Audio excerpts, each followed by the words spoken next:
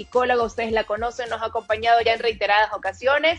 Quiero darle las buenas noches, la bienvenida. Marta, gracias nuevamente por estar aquí con nosotras en Juntas desde Casa. Gracias, gracias. Un saludo desde aquí, desde Nueva York. También para mí es un gusto estar con tan bellas damas. Así que aquí estamos para contestar todas sus inquietudes. Bueno, ya lo comentaba, ¿no? El otro día, este tema lo quisimos traer a colación porque yo le decía a Elsie que era un tema muy recurrente, el tratar de preguntarnos entre madres, tú ya hablaste con tu hija, con tu hijo de ciertas cosas cuando están en la etapa adolescente, ¿no? Y yo decía, ¿por qué a veces resulta tan difícil entre madres e hijas entablar una conversación cuando son cosas que quizás ya vivimos, por las que nosotros ya pasamos? ¿Por qué puede resultarnos tan complejo, Marta?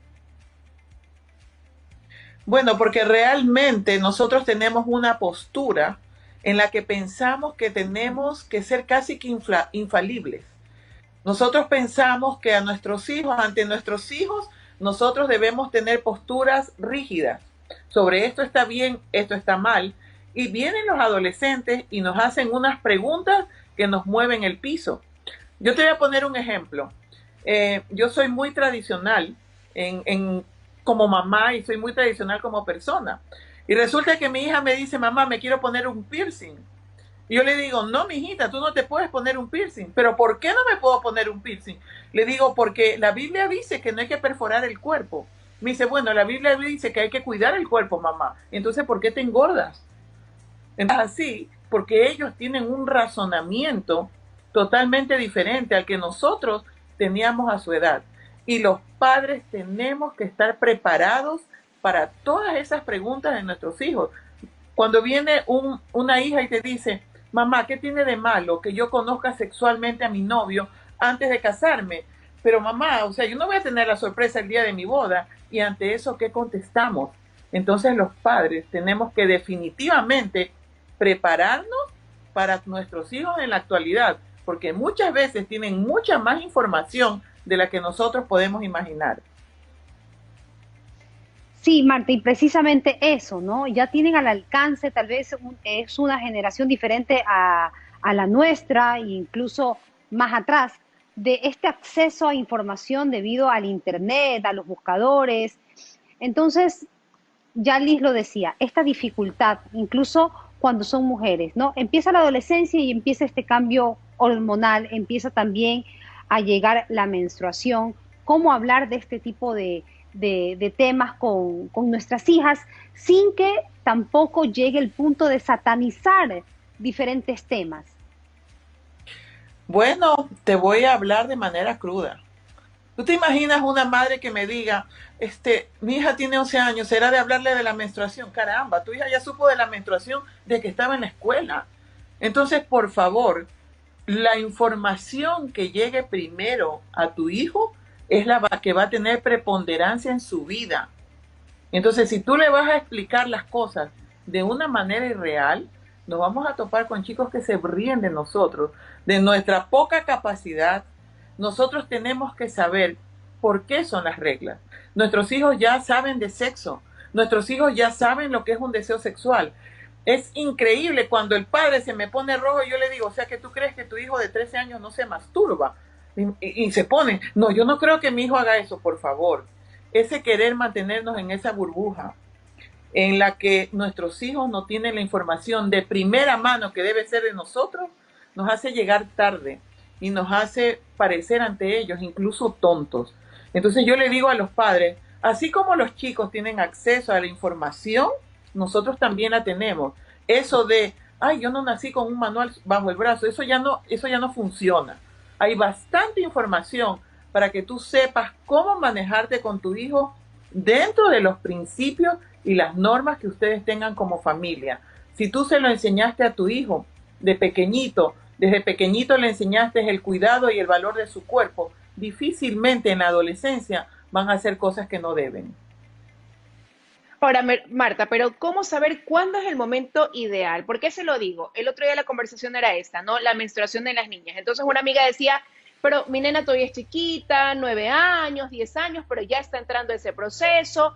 Ahí comenzábamos a recordar, algunas decían, la verdad es que a mí no me dijeron que iba a ser tan fastidioso, tan incómodo al principio, peor, por ejemplo, si el flujo es más abundante de lo que uno puede pensar, o sea, las niñas pasan por esta situación, ¿no? Entonces, ¿cuándo empezar y hasta dónde llegar con esa información? O sea, hay que ser tan detallista, ¿hasta dónde? ¿Cómo saber que es eso necesariamente lo que tenemos que transmitir?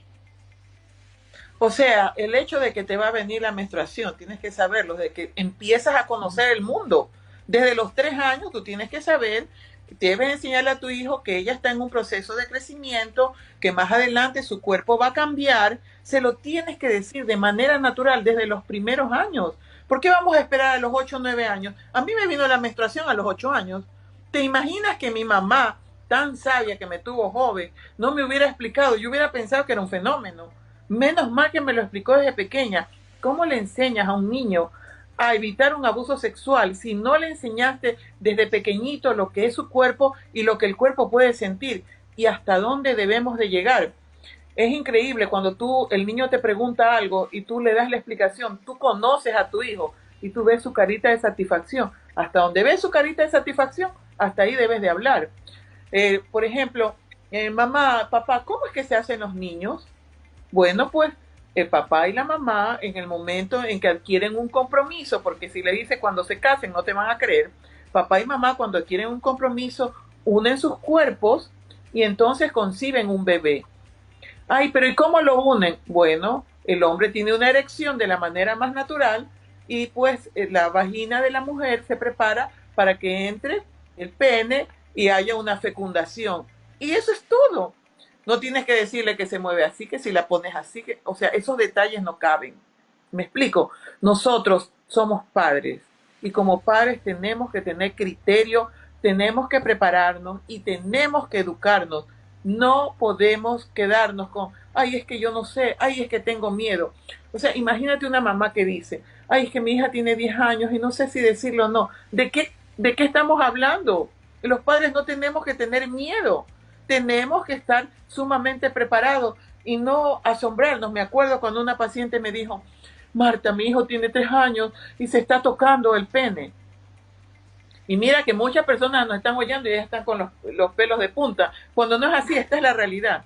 Entonces, ¿qué hago? Le digo, tu niño tiene mucha energía, tienes que ponerlo a jugar y a entretenerlo más. No tienes que darle una explicación de eso no se toca, eso es sucio, no.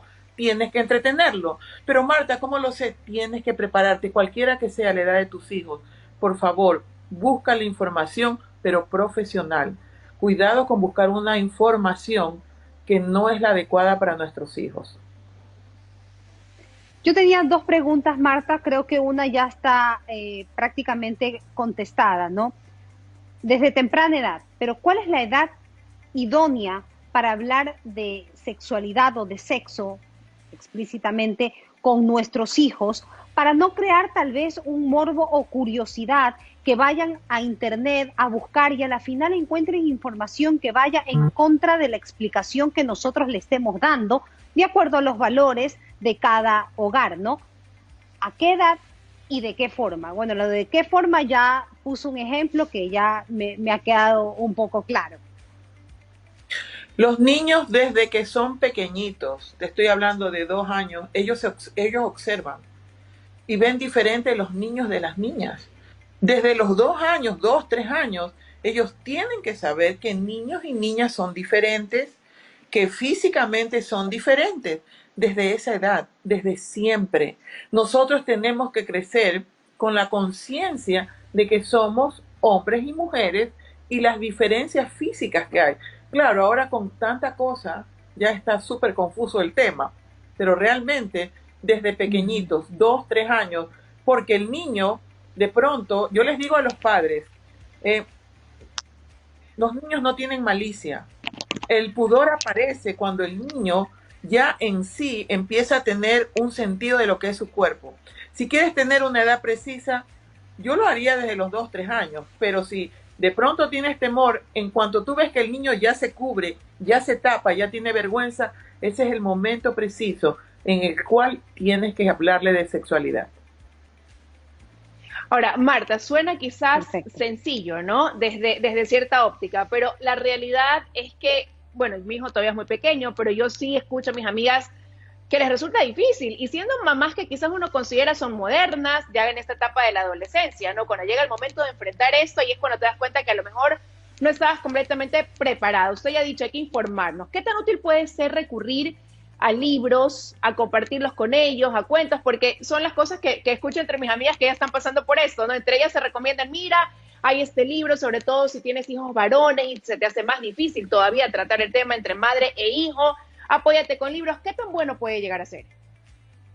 Es excelente. Yo te digo que particularmente yo soy una mamá mucho más antigua que usted. Yo tengo 58 años, pero mis hijas a los 3 años sabían perfectamente la diferencia que hay entre hombres y mujeres y cómo ellas tenían, por ejemplo, decirle a un niño, si viene un adulto y te toca y te gusta, tú no tienes la culpa, porque lo peor es el abuso sexual por seducción.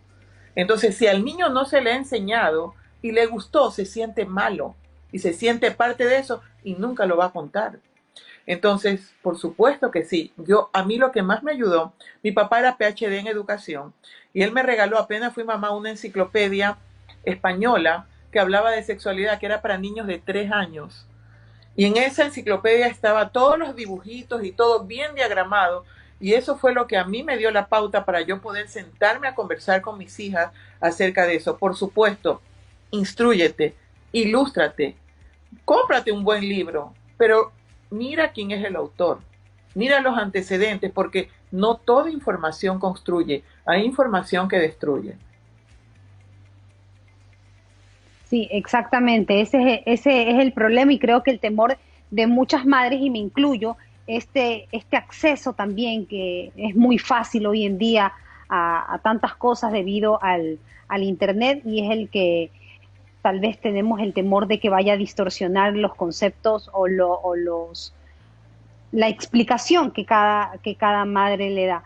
En todo caso, Marta, muchísimas gracias. Creo que está bastante claro.